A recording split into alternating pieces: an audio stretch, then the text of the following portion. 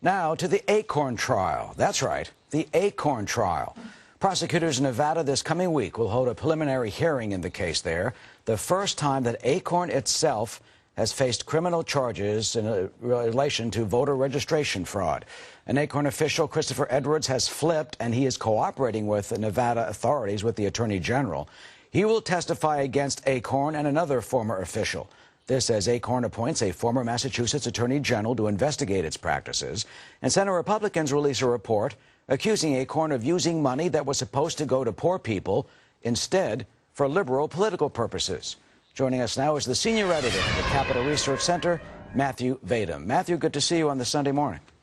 Thank you for having me, Eric. Yeah, what is the meaning of this case in Nevada? We'll be covering it the first time that ACORN is on trial itself. You know, they've always said it's the workers at ACORN, if they are guilty of anything, it's the workers' fault.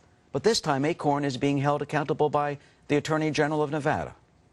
That's right. The Democratic Attorney General and Democratic Secretary of State of Nevada investigated and raided the Las Vegas office of ACORN last year, and they say that they grabbed a resource manual, a how-to guide on how to commit voter registration fraud. They allegedly had a scheme called Blackjack or 21, which is appropriate, I guess, for Las Vegas, whereby if canvassers got more than 20 names, they got cash bonuses, which is illegal because it incentivizes fraudulent registrations. Well, we heard this all over the country here at our voter fraud unit when we were investigating last year.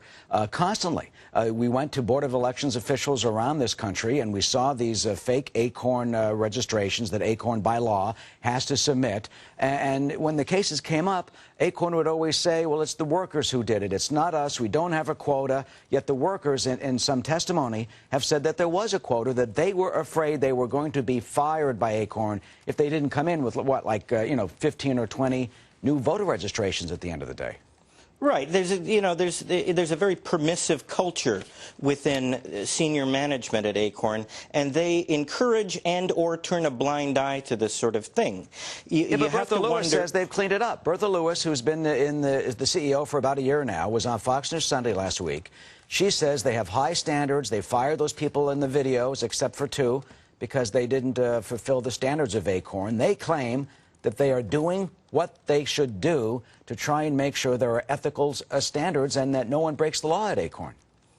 Yada, yada, yada. Bertha Lewis always says things like that. Last year, after the $1 million embezzlement, after news of that broke, that the founder's brother, Dale Rathke, had stolen $1 million and that ACORN, including Bertha Lewis, had covered up that $1 million embezzlement for 8 years, they tried to do the same whitewash. They had an internal management committee of 3 honest ACORN National Board members who started asking questions and demanding financial documents as they were ordered to do by the National Board in June of last year at its meeting. And when they actually demanded production of those documents, they were told they couldn't have them, and then eventually they were vilified and demonized, and they were purged from the organization in fall of last year. So that's ACORN's idea of cleaning things up. Well, she's not here to defend herself. You're accusing her of covering that up, but that did become the ACORN 8. I'm not the only one to accuse her of that. They did become the ACORN 8, which is the reform group. And you talk about Dale Rathke. Right.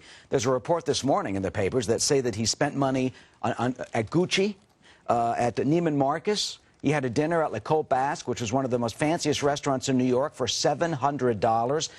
I wish I could afford to eat there. Yeah, but I mean, he apparently was using, or allegedly using ACORN money, maybe living high in the hog doing this. It might have even been taxpayer dollars mixed in there. We don't know because of the convoluted state of ACORN's finances. As Senator Charles Grassley, the leading nonprofit watchdog on Capitol Hill, concluded last week, there appears to be some racketeering going on, some money laundering. ACORN routinely transfers millions of dollars between its affiliates.